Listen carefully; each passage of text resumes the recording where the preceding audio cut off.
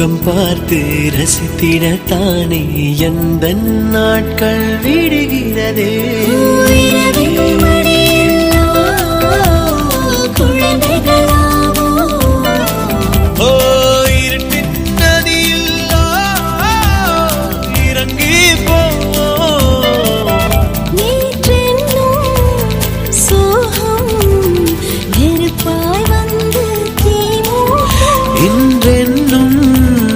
மழையில் அத்தனை நெருப்பும் பூக்கள் நீட்டும்.